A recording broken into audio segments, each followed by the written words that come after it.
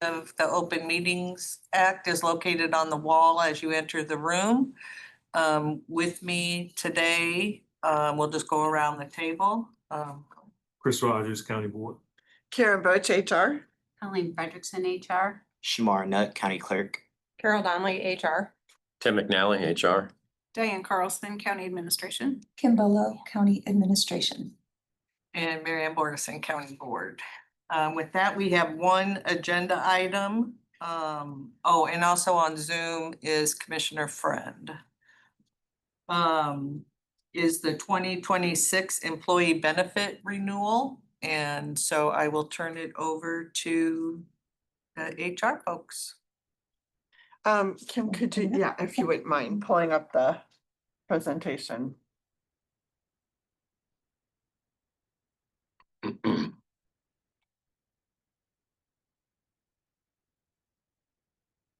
you want to, yeah, just go to the next page. When you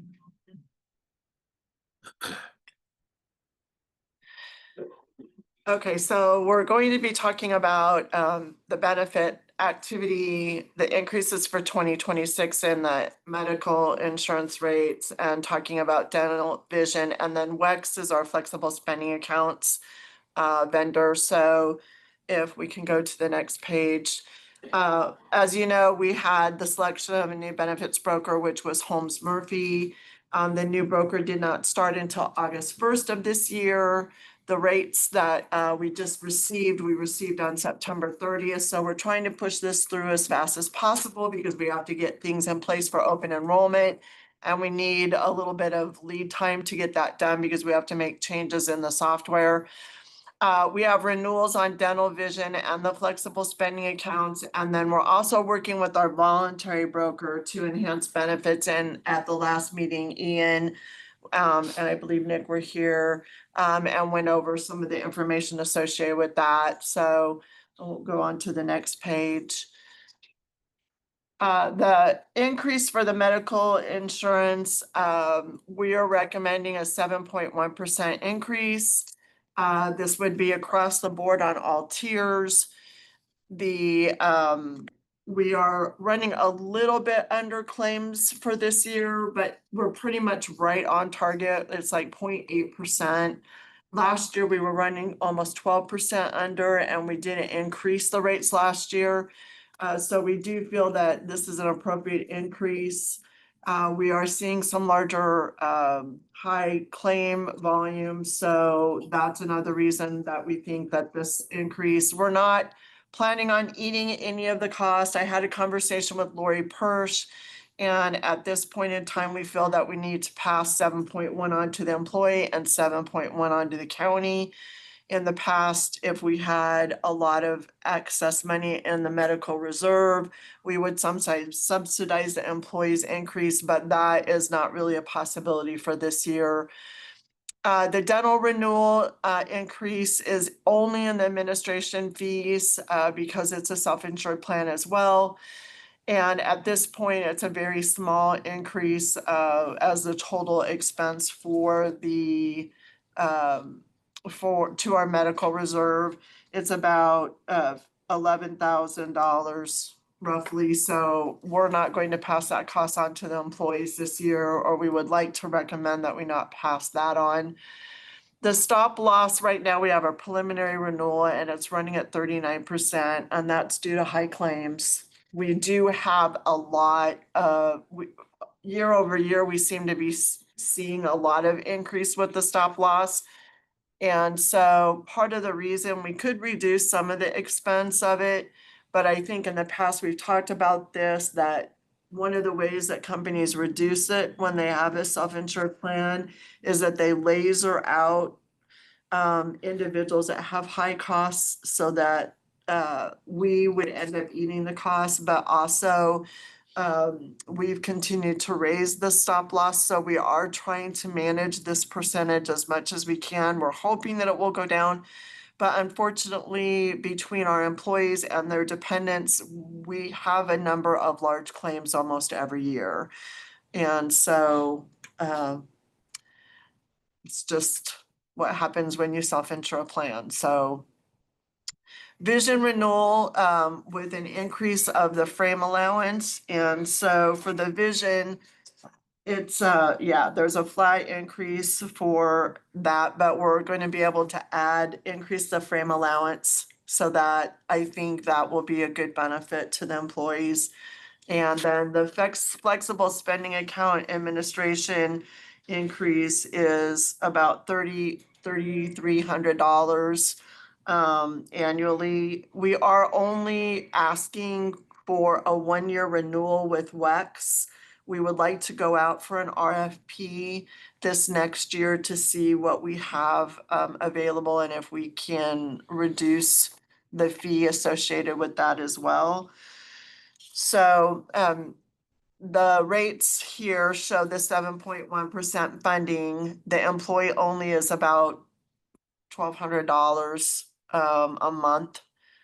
And the employees plus spouse is $2,200. The same for employee plus children. And then the employee plus family is running close to $3,000. As you can see, that is a 7.1 increase from last year. The monthly premium that the county pays, because we're trying to maintain that 15% ratio. I will tell you that over the years with rounding, which we are gonna probably have to look at it next year, but we're actually a little bit under the 15% for the higher tiers because of rounding. So we'll have to make some adjustment potentially next year, but we just didn't have time to deal with it this year. So the employees' premium for monthly premium, $77.69 for single, $305.41 for employee plus spouse or children. And then employee plus family is $411.65. So our rates for medical are still very competitive compared to anybody else in the metro area. And so I do think that that gives us somewhat of a retention retention as well as an attractive benefit package to offer to new employees. So those are the medical PPO rates that we are recommending along with Holmes Murphy. And if you want to move on to the next slide. This is the HSA. It is the high deductible health plan. We do have about 200 employees that are involved in the high deductible health plan. That's about 10% of the total covered lives. We do have individuals that feel very strongly about maintaining the high deductible health plan. So I don't think at this point it would be worth trying to remove it. I think it would cause a lot of disruption amongst the employees and dissatisfaction. So as you can see, the rates there are very similar to the PPO rates. And that's because with the claims are not a whole lot better with the high deductible health plan. And then in addition to that, and it doesn't include that, we pay seed money to the plan as we talked about last time. So the premiums though are a little bit less for the employee on a monthly basis. For the employee and the employee plus spouse or employee plus one and then the family. So again, we're looking at passing along the same percentage increase because the claims are very similar. So, all right. Yes, thank you. So right now our total premium, this is for the retiree plan. We are maintaining the percentages that we have had for several years. We can't really change it because of this is a grandfathered plan. So we have retiree only, retiree plus spouse, retiree plus children, retiree plus family, and then we have those where our retiree employee is aged out, but they still have either a spouse, children, or spouse and children that are still left on the plan. And so those are the rates associated with that. They also receive the 7.1% increase as well. And so as you can see, the retiree monthly premium is substantially higher than what active employees pay. For the vision or the dental renewal the admin fees are increasing, excuse me, by 12.3%. So roughly, well, $12,000. We were able to renegotiate the fees, to bring them down to 9% for 2 years or 11% for 3 years. And so we're recommending the 3 years because most likely the admin rates aren't gonna drop as we move forward. They're probably just gonna continue to go up. So we would like to ask for that increase or to proceed with that increase. And then we recommend that the dental rates to the employees remain flat because there's just it's a very small amount. I believe it's like 50 some thousand for what if we were to increase rates, and that's very little compared to the spend that we have on our medical plan, which is around 30 million a year. So the vision renewal, we're looking at a flat 4-year rate guarantee, that's been renegotiated. And we'd like to obviously keep the vision rates flat. That's what's being offered. The employees pay all of the costs for the vision plan. And so there's really no expense to the county except for, and then the frame allowance is going up $130 to $150. So the plan is a fully insured plan, and this was really a great offer for us to be able to get a lock-in for a 4-year flat rate renewal for the employees. And then WEX with the FSA, and this also includes the unreimbursed medical, the dependent care, and then the commuter is just for parking primarily. We don't, that I know, have anybody that's really doing an actual commuter FSA, but the renewal rate right now is a 3-year guarantee from January 26 to 29. The admin fee increased to $3.50. I know that doesn't sound like very much, but it adds up. And then the commuter monthly administrative fee increased to $1.63. That's an increase of basically $3,300. And then we are going to review that and market it in 2027. So that's pretty much the presentation. All right. Any questions from anyone? On the dental, that's a separate RFP, right? Yes, And when was the last time we did a RFP on the dental? The last time that we did, yeah, I think was it 3 years ago? 3 or 4, yeah. Yeah, whenever the contract expired. And so now we're in another 3 or 4 year contract, and I don't know the exact date. Do you recall what it is? But we, if it's the board's will, we can definitely go out for an RFP on that again. Well, with that increase, I mean, dental's always a tough one, I think the coverage isn't and costs aren't great. But that's a pretty hefty one for the employees. And is that the same as the dental, that the employees pay all of it, or do we split it with We them split for it the with them. dental? Yeah, we split it for with them.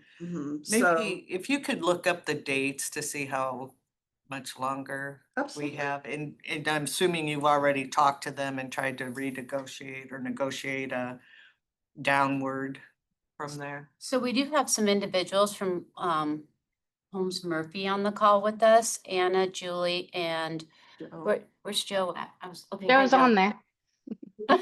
I'm like, he's in the corner. But Anna, you want to explain this real quick? Yep. So our records show is when we took over that the renewal is up for 1/1/26. And so we did get a couple options. And while the percentage number seems high, it is only as was mentioned during the presentation on the administrative fee. So the administrative fee currently is $3.91. And then the recommendation was to take the renegotiated option, which would be a 3-year renewal on the admin at $4.34. So it's not significant dollars, it's just the percentage seems larger, but the overall recommendation was to keep the premium equivalents at no change. So that maybe will help clarify it. And like it was mentioned, just because we're taking the rate guarantee for a couple of years doesn't mean that in the middle of the contract, if there was a desire to go out and seek different pricing, we certainly could. So that is an option that you have, even though you're taking the guarantee on the administrative fee. And that was was that the one for the 4-year? That was Yeah. for the 3-year. The the vision is 3-year. going to be for 4 years. 4. Yeah. Vision for 4. Yeah. Yep. Yeah, that helps. Thank you. Thank you, Anna. Thank you, Yeah. Anna. No And then problem. what do we have left? Like, this is like our whole package, right? So what are we looking at in terms of timeline for RFPs for that or not?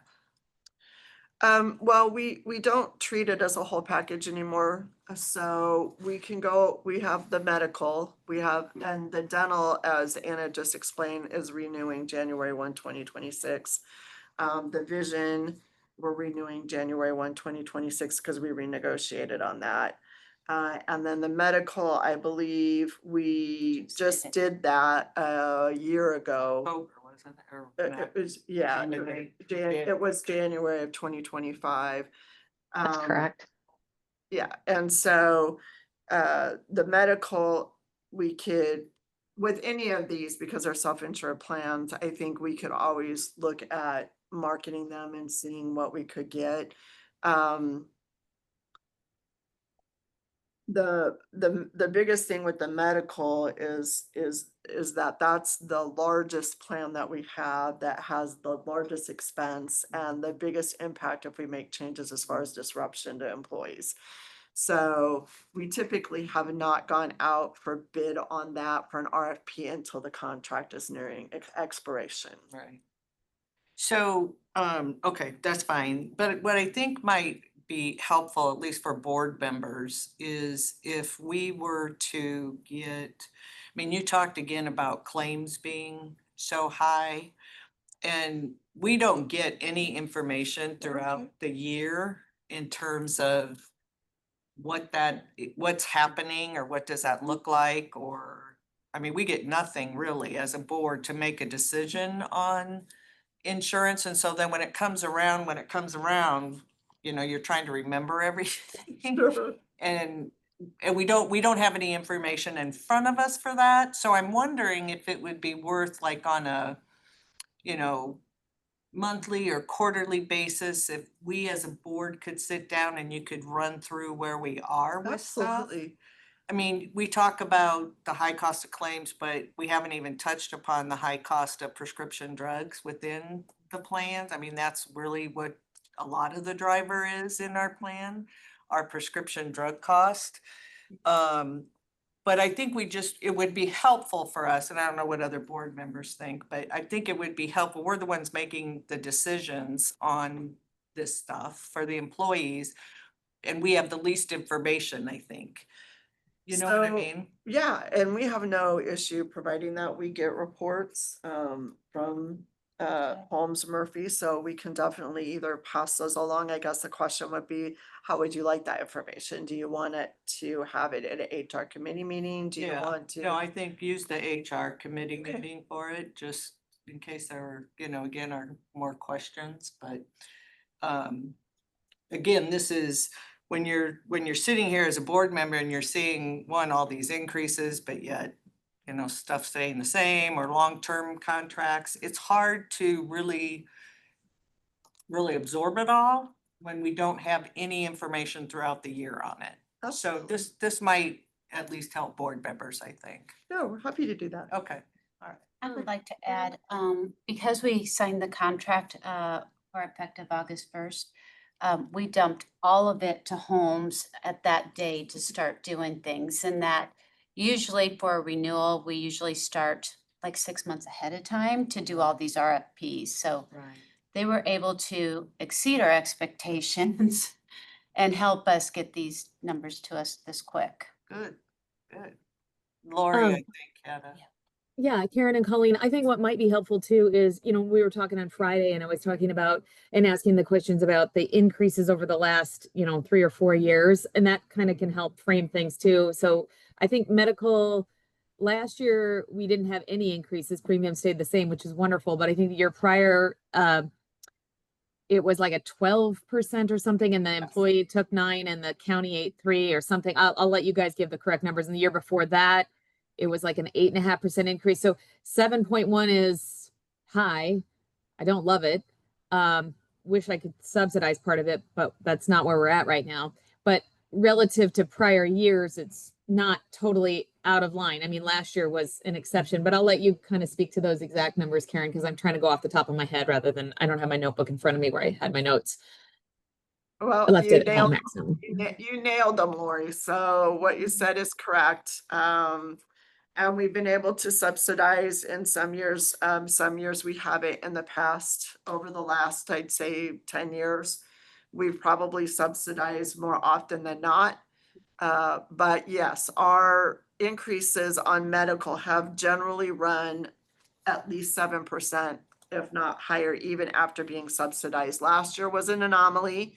We were running almost 13% under on claims. And so when we brought it to the board and recommendations along with locked in, we recommended a flat rate, which was really nice for the employees, but we anticipated that that might also cause a larger increase this year. And we did talk last year about whether or not we wanted to do like a 3%, a modest increase to maybe not have it be such a large increase in this year.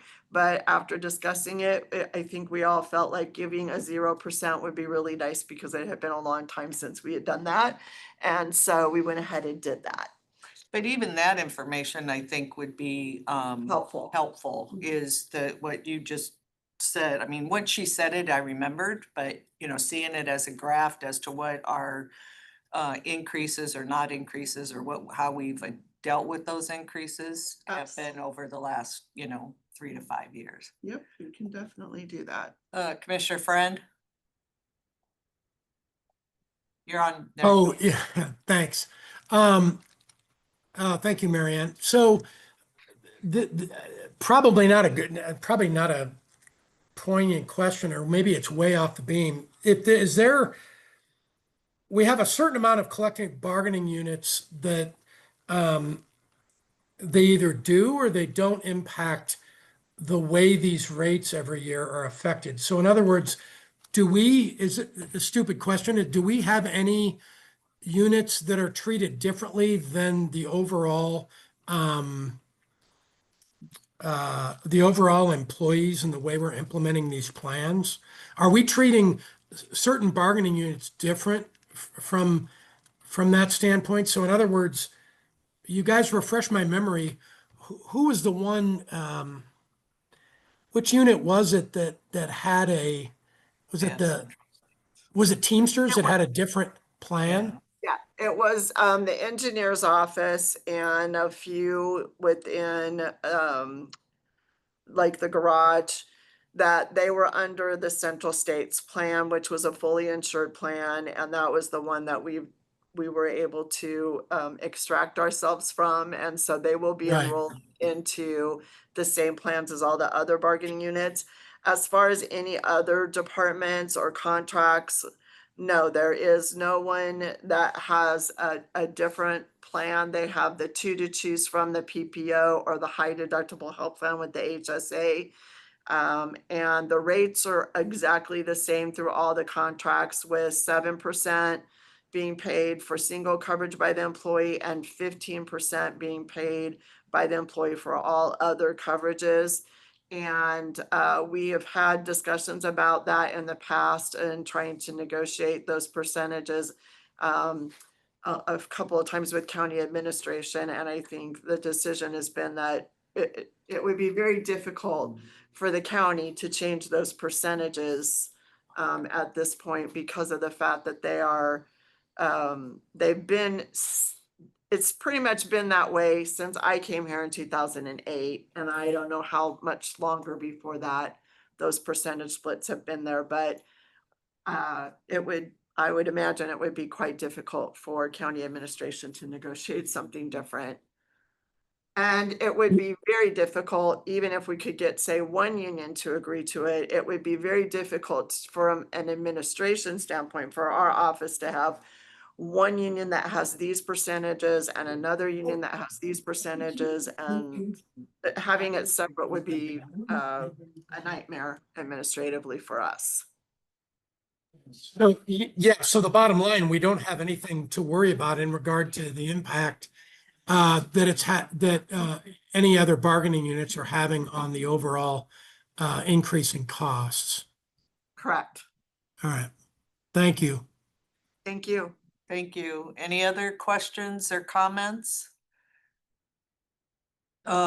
Next, we would then recommend probably to the county board to move forward with this, and you would have this ready to go to the county board Next week. next week, okay?